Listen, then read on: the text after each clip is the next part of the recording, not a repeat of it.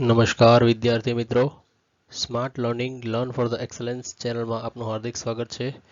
અમારી ચેનલને વધુમાં વધુ લાઇક, શેર અને સબસ્ક્રાઇબ કરો, જેથી અમે આપને કરંટ અફેર્સ તથા અલગ અલગ વિષયના વધુ ઉત્તમ અને ઉમદા વિડીયોઝ આપી શકીએ.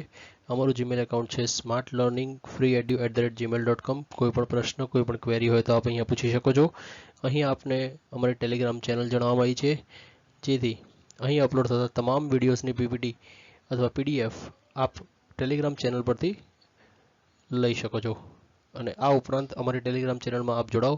દરરોજ સાંજે 10 ક્વેશ્ચનની ક્વિઝ મૂકવામાં આવે છે, જેથી આપના અલગ અલગ વિષયલક્ષી અભ્યાસ પણ થતો રહે. તો આજે તારીખ છે મિત્રો 14 જુલાઈ 2020. આજના કરંટ અફેર્સના ફેક્ટ શરૂ કરીએ. સૌ પ્રથમ છે શુદ્ધ. શું છે શુદ્ધ? તેનો વિકાસ કર્યો છે આઈઆઈટી કાનપુર દ્વારા. આ શું છે? એક અલ્ટ્રાવાયોલેટ સેનિટાઇઝિંગ પ્રોડક્ટ છે. આજકાલ કોવિડ-19ના કારણે ખ્યાલ હશે આપને, સેનિટાઇઝરનો મેક્સિમમ ઉપયોગ થાય છે.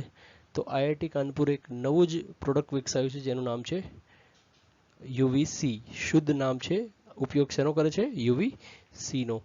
શું છે આ ડિવાઇસ? શું કરે છે? તો 15 મિનિટની અંદર જે 10 બાય 10નો કોઈ પણ ઓરડો હશે એને જંતુનાશક કરી શકે છે. તો તમને મિત્રો થોડીક યુવીસીની ખબર હોવી જોઈએ. યુવી શું છે? એ અલ્ટ્રાવાયોલેટ કિરણો છે. કદાચ એક્ઝામમાં પૂછાઈ ગયેલો પ્રશ્ન છે જીપીએસસીમાં, અલ્ટ્રાવાયોલેટ કિરણો કેટલા પ્રકારના હોય છે? તો અલ્ટ્રાવાયોલેટ કિરણો મિત્રો 3 પ્રકારના હોય છે: યુવી એ, યુવી બી અને યુવી સી. એમાંથી યુવી સી છે એનો ઉપયોગ ક્યાં થાય છે? સૂક્ષ્મ જીવોને મારવા માટે થાય છે. તેઓ પૃથ્વી પર આવી શકતા નથી. કદાચ આપ જીઓગ્રાફી ભણ્યા હશો તો ખ્યાલ હશે આપને, પૃથ્વીની ઉપર આવેલું છે. શું આવેલું છે? ઓઝોન સ્તર આવેલું છે. તો ઓઝોન સ્તર આ યુવી કિરણોને પસાર થવા દેતા નથી. ત્યારબાદ યુવી એ અને યુવી બી. આ કિરણો જો તમારા શરીર ઉપર પડે, બોડીના કોઈ પણ ભાગ ઉપર પડે, તો તમને સનબર્ન એટલે કે ચામડી બળવાનો અહેસાસ થાય છે. અને બીજા નંબરે અકાળ વૃદ્ધત્વ આવે છે. એટલે અમુક ઉંમર થાય, એટલે 30-35 વર્ષ થાય અથવા 40 વર્ષે આપને એમ લાગે કે આ વ્યક્તિ ધીરે ધીરે ઘરડો થઈ રહ્યો છે, તો એ યુવી એ અને યુવી બી કિરણોના કારણે. નેક્સ્ટ ફેક્ટ તરફ આગળ વધીએ તો પ્રધાનમંત્રી સ્ટ્રીટ વેન્ડર આત્મનિર્ભર નિધિ પીએમ સ્વનિધિ હતી, કારણ કે મધ્યપ્રદેશ આ યોજનામાં અમલીકરણ માટે ટોચનું સ્થાન પ્રાપ્ત કર્યું છે. એટલે તમને બેઝિકથી આ સ્કીમ ફટાફટ સમજાવી દઉં. આ એક પ્રકારની સેન્ટ્રલ સેક્ટર સ્કીમ છે. સેન્ટ્રલ સેક્ટર સ્કીમ એટલે એવી સ્કીમ જેમાં ફંડિંગ 100% કોણ આપતું હોય? કેન્દ્ર સરકાર. આપણે મિત્રો એક અલગથી વિડીયોમાં ડિસ્કસ કરીશું કે સેન્ટ્રલ સેક્ટર સ્કીમ શું છે. આ સિવાય પણ બીજા પ્રકાર અલગ અલગ પડે છે સ્કીમોના. આ સ્કીમનો ઉદ્દેશ શું છે? તો દેશભરમાં જે નાના ઉદ્યોગ સાથે સંકળાયેલા, ખાસ કરીને કેવા? શેરી વિક્રેતાઓ, જે સ્ટ્રીટ ફૂટપાથ ઉપર જે પણ વસ્તુ વેચી રહ્યા છે, એ લોકોને મદદ કરવા માટે આ યોજના લોન્ચ કરવામાં આવી હતી. ક્યારે કરી હતી? તો 1 જૂન 2020ના રોજ કરી હતી. હજી ટૂંકમાં નામ પણ યાદ રાખજો, પીએમ સ્વનિધિ. એટલે પરીક્ષામાં આખું નામ આવે, શોર્ટ નામ આવે તો પણ યાદ રાખજો. તો પીએમ સ્વનિધિ યોજનામાં હજી આગળ જોઈએ આપણે, તેનું ભંડોળ કોણ આપશે? તો મકાન અને શહેરી બાબતોનું મંત્રાલય છે કેન્દ્રીય સરકારમાં, એ આનું ભંડોળ પૂરું પાડવાનું છે. ત્યારબાદ 1 વર્ષના સમયગાળા માટે બેંકો તરફથી કોઈ પણ વ્યાજ વિના કેટલા રૂપિયાની નાણાકીય સહાય? 10,000 રૂપિયાની નાણાકીય સ્ટ્રીટ વેન્ડર્સને મળશે. ત્યારબાદ જે શેરી વેન્ડર્સ અથવા શેરી વિક્રેતા સમયસર લોન ચૂકવશે, તો તેને નેક્સ્ટ ફાઇનાન્શિયલ યર એટલે કે આવતું નાણાકીય વર્ષ હશે, એમાં રૂપિયા 20,000ની લોન મળશે. યાદ રાખજો મિત્રો, સ્ટ્રીટ વેન્ડર્સને આ વખતે કેટલા મળવાના છે? 10,000 મળવાના છે. પરંતુ જો એ સ્ટ્રીટ વેન્ડર રેગ્યુલર લોન ચૂકવણી કરશે તો નેક્સ્ટ યર એને કેટલી મળશે? આના કરતાં 2 ગણી લોન એટલે કે 20,000 રૂપિયાની લોન મળી શકે છે. કોણ સંભાળશે આ? શહેરી મકાન અને શહેરી બાબતોનું મંત્રાલય આ પીએમ સ્વનિધિનું ભંડોળ આપશે. નેક્સ્ટ ફેક્ટ તરફથી, આજના દિવસનો સૌથી ઇમ્પોર્ટન્ટ ફેક્ટ મિત્રો, આમાંથી આ ડિટેલથી સમજાવીશું તમને, કારણ કે આમાંથી નાના જગ્યાએથી ક્વેશ્ચન નીકળી શકે છે. પ્રાગત્ય છે એ ગાઈડલાઈન છે ડિજિટલ એજ્યુકેશન માટેની મિનિસ્ટ્રી ઓફ એચઆરડીએ ગઈકાલે લોન્ચ કરી છે. આ તમારા ગઈકાલના પીઆઈબીના ન્યૂઝ છે, પ્રેસ ઇન્ફોર્મેશન બ્યુરોના. એટલે ગવર્મેન્ટ ન્યૂઝ આપણા માટે હંમેશા ધ મોસ્ટ ઇમ્પોર્ટન્ટ હોય છે. તો ચલો ડિટેલમાં ભણીએ. તો આ ગાઈડલાઈનમાં મોડ ઓફ એજ્યુકેશનની વાત કરવામાં આવી છે. Online mode, partially online mode અને ઓફલાઈન મોડ. તો આ રજૂ કોણે કરી છે? તો એ રજૂ કરી છે ministry of HRD, human resource development મંત્રાલય એટલે કે માનવ સંસાધન મંત્રાલય રજૂ કરી છે. આ માર્ગદર્શિકાઓ ઓનલાઈન શિક્ષણના કેટલા પ્રકાર પાડે છે? 3 પ્રકાર. એક ઓનલાઈન એટલે એવા કે જેની પાસે સ્માર્ટફોન છે, કોમ્પ્યુટર છે અને જે પણ અવેલેબિલિટી છે ઇન્ટરનેટની બહુ સારી છે. આંશિક ઓનલાઈન એટલે શું? તો કોમ્પ્યુટર ને સ્માર્ટફોન છે પરંતુ રેગ્યુલર ઇન્ટરનેટ નથી મળતું, ક્યારેક નેટવર્ક આવે, ક્યારેક ના આવે, ક્યારેક જાય, તો એને આંશિક ઓનલાઈનનો પ્રકારમાં છે. અને ત્રીજું આવે છે ઓફલાઈન, કે ત્યાં કોઈ ઇન્ટરનેટ કનેક્ટિવિટી છે જ નહીં. ઉદાહરણ તરીકે ગીરનું જંગલ જોઈ લો, વલસાડ બાજુ અલગ અલગ જંગલી વિસ્તારમાં જોઈ લો, તો ત્યાં નેટવર્ક ન આવે તો શું કરવું? તો ત્યાં ઓફલાઈન મોડ, ત્યાં તમે ટીવી છે, રેડિયો છે, એના માધ્યમ દ્વારા શિક્ષણ પહોંચાડી શકો છો. એટલે પૂછે તો યાદ રાખજો પરીક્ષામાં. માર્ગદર્શિકામાં કેટલા પ્રકાર પાડવામાં આવ્યા છે? ઓનલાઈન, આંશિક ઓનલાઈન અને ઓફલાઈન. ત્યારબાદ આ દિશા નિર્દેશમાં 8 અલગ અલગ પગલાં સામેલ કરવામાં છે. જીપીએસસીના વિદ્યાર્થીઓ માટે આ ધ મોસ્ટ ઇમ્પોર્ટન્ટ છે, કારણ કે તમને અલગ અલગ પગલાં ક્રોનોલોજીમાં ગોઠવવાના પૂછી શકે છે. તો યાદ રાખજો. સૌપ્રથમ શું કરવાની છે? યોજના, પછી એની સમીક્ષા, પછી એને ગોઠવવાનું છે, ત્યારબાદ માર્ગદર્શન કરવાનું છે, ત્યારબાદ સ્ટુડન્ટ સાથે વાત કરવાની છે, સોંપવું એટલે કે અસાઇનમેન્ટ, સ્ટુડન્ટને જે હોમવર્ક આપીએ છીએ એટલે એને સોંપવું રાખ્યું છે અસાઇનમેન્ટ, ટ્રેક કરવું અને પછી એને એપ્રિશિએશન કરવું એટલે કે પ્રશંસા કરવી. તો યાદ રાખજો, ફરીવાર બોલું છું, 8 પગલાં: યોજના, સમીક્ષા, ગોઠવો, માર્ગદર્શન, વાત કરો, સોંપવો, ટ્રેક કરો અને પ્રશંસા કરો.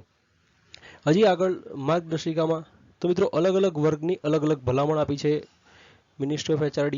શું છે? પહેલા પૂર્વ પ્રાથમિક, કે જે બાળકો પ્રાથમિકમાં નથી, તો એ લોકોએ 30 મિનિટથી વધારે કોઈ ક્લાસ રહેશે નહીં.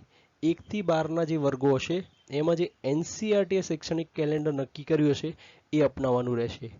ત્યારબાદ વર્ગ 1 થી 8 એટલે ધોરણ 1 થી 8ના જે પણ વિદ્યાર્થીઓ હશે એમને દિવસમાં 30 થી 45 મિનિટના 2 સત્રોથી વધારે નહીં હોય. એટલે યાદ રાખજો, 1 થી 8 ધોરણ છે તો મેક્સિમમ કેટલા પીરિયડ હશે? 2 પીરિયડ, પણ કેટલા? 30 થી 45 મિનિટ સુધીના. અને 9 થી 12ના જે વિદ્યાર્થીઓ હશે એના માટે પણ 30 થી 45 મિનિટનો જ ક્લાસ, પરંતુ 2 નહીં, એમને કેટલા પીરિયડ હશે? 4 મેક્સિમમ પીરિયડ હોય છે, એનાથી વધારે નહીં. ફરીવાર કહી દઉં છું, પૂર્વ પ્રાથમિકને માત્ર 30 મિનિટ, એનાથી વધારે નહીં. 1 થી 12ના વર્ગો કયા મુજબ ચાલશે? NCERTની ગાઈડલાઈન મુજબ ચાલશે. 1 થી 8 હશે તો મેક્સિમમ 2 ક્લાસ, પણ કેટલા? 30 થી 45 મિનિટના. 9 થી 12 તો પણ 30 થી 45 મિનિટ, પરંતુ 4 થી વધારે સત્ર નહીં. ત્યારબાદ આગળ વધીએ. રીઇમેજિન કેમ્પેન તાજેતરમાં ન્યૂઝમાં આવ્યું છે. કોનું કેમ્પેન છે? તો યુનિસેફનું આખું નામ પૂછે તો United nation children fund. United nation children fund, આનું મુખ્ય કાર્ય જે વિશ્વમાં બાળકોને મદદ કરવાનું છે, અને આનું હેડક્વાર્ટર આવેલું છે ન્યુયોર્કમાં આવેલું છે. ત્યારબાદ આ રીઇમેજિન કેમ્પેન છે એ શું છે? તો ભારતમાં જે COVID-19ની પ્રતિક્રિયા છે તો એમાં સૌથી વધારે સંવેદનશીલ વસ્તી અને બાળકોના સમર્થન માટે આ રીઇમેજિન કેમ્પેન શરૂ કરવામાં આવ્યું છે. આ અભિયાન માટે કોણે હાથ મિલાવ્યા છે? તો ભારતનું એક સંસ્થા છે, નોન ગવર્મેન્ટલ ઓર્ગેનાઇઝેશન છે, FICCI, federation of Indian chamber of commerce and industry. તો ફિક્કી દ્વારા યુનિસેફ સાથે હાથ મિલાવવામાં છે. કેના માટે? રીઇમેજિન કેમ્પેન માટે. મિત્રો તમને આ ફિક્કીના થોડાક બેઝિક ફેક્ટ કરવા જોઈએ. તો ફિક્કી શું છે? તો ફિક્કીનું ફૂલ ફોર્મ આપણે જોઈ લીધું. સ્થાપના એની ક્યારે થઈ હતી? 1927માં. એની સ્થાપના કોણે કરી છે? તો GD બિરલા અને પુરુષોત્તમ દાસ ઠાકુર, આ બંને સાથે મળીને કરી છે. ત્યારબાદ તે કઈ સર્વિસીસ આપે છે, કઈ સેવાઓ સાથે જોડાયેલું છે? તો સૌપ્રથમ વ્યાપારનું પ્રમોશન કરે છે, એટલે બિઝનેસ પ્રમોશન. ત્રીજા નંબરમાં નેટવર્કિંગ સાથે જોડાયેલું છે, બીજા નંબરમાં માફ કરજો, નેટવર્કિંગ સાથે જોડાયેલું છે. અને ત્રીજા નંબરમાં નીતિ સુધારણા એટલે કે પોલિસી રિફોર્મ. એટલે 3 પ્રકારની સેવાઓ આપે છે: વ્યાપાર પ્રમોશન, નેટવર્કિંગ અને નીતિ સુધારણા. અને અંતે ચોથા નંબરે એનું હેડક્વાર્ટર ક્યાં આવેલું છે? તો ન્યૂ દિલ્હીમાં આવેલું છે. ત્યારબાદ આપણે અમુક ફેક્ટની વાત કરીશું, જે આજે તાજેતરમાં રામાયણ ઉપર કયા દેશના પ્રધાનમંત્રી ટિપ્પણી કરી છે? તો ગઈકાલે લગભગ આપ ન્યૂઝ ચેનલ જોતા હશો તો નેપાળના પ્રધાનમંત્રી એ રામાયણ ઉપર કોમેન્ટ કરી હતી. શું કોમેન્ટ કરી હતી? તો જે રામ ભગવાન હતા એ આપણે અયોધ્યામાં માનીએ છીએ, પરંતુ નેપાળના પ્રધાનમંત્રીનું કહેવું એવું છે ગઈકાલે કે જનકપુરી નેપાળમાં આવેલું છે, તો એ સમયે કોઈ મોબાઈલ નહોતું, કોઈ ટ્રાન્સપોર્ટેશન વ્હીકલ નહોતું, તો એ વખતે અયોધ્યા નેપાળનો જ વિસ્તાર હતો જેથી રામાયણ ભારત ખોટી રીતે ઇન્ટરપ્રિટેશન કરીને કહે છે અને એ આખી કથા નેપાળની છે એવું ટિપ્પણી કરવામાં આવી છે. એટલે તમને વધારે ડિટેલ નહીં પૂછાય પણ યાદ રાખજો રામાયણ ઉપર ટિપ્પણી કરનાર કોણ હતું? નેપાળ. આપ મને કોમેન્ટ સેક્શનમાં જણાવો નેપાળના વર્તમાનના પ્રધાનમંત્રી કોણ છે. બીજા નંબરનો ફેક્ટ છે કલકત્તાના હલ્દિયા ડોકમાં આધુનિક અગ્નિશામક સુવિધાઓ એટલે કે ફાયર ફાઇટિંગ ફેસિલિટીઝ માટે કયા મંત્રાલયે? શિપિંગ મંત્રાલયે 107 કરોડ રૂપિયાની મંજૂરી આપી છે. તમને પૂછાય કે તાજેતરમાં કયા વિસ્તારમાં શિપિંગ મંત્રાલયે અગ્નિશમન સુવિધાઓ માટે મંજૂરી આપી? તો કલકત્તાના હલ્દિયામાં. એના પછી ત્રીજો ફેક્ટ આવે છે કેન્દ્ર સરકારે હરિયાણાને તેના ક્રોપ ડાયવર્સિફિકેશન એટલે કે પાક વૈવિધ્યકરણ અને નવતર તળાવ માટે કેટલા રૂપિયા આપશે? 1500 કરોડ રૂપિયા આપશે. અને અંતિમ ફેક્ટ આજના દિવસનો હેમાંગ અમીન તો એમને તાજેતરમાં બીસીસીઆઈના વચગાળાના સીઈઓ તરીકે નિમવામાં આવ્યા છે. તમે મને કોમેન્ટ સેક્શનમાં જણાવજો બીસીસીઆઈનું ફૂલ ફોર્મ કોણ છે અને એના હાલના પ્રેસિડેન્ટ કોણ છે. તો મિત્રો આ હતો આજનો આપણો કરંટ અફેર્સ ફેક્ટનો લેક્ચર. આ લેક્ચર આપને કેવો લાગ્યો જરૂરથી કોમેન્ટ સેક્શનમાં જણાવજો. આ ચેનલને લાઇક, શેર અને સબસ્ક્રાઇબ કરવાનું ન ભૂલતા. અમારો મેલ આઈડી આ છે તો કોઈ પણ ક્વેરી કે પ્રશ્ન હોય અમને જરૂરથી જણાવજો. તો આજનો લેક્ચર આપણે અહીંયા જ કન્ક્લુડ કરીએ છીએ.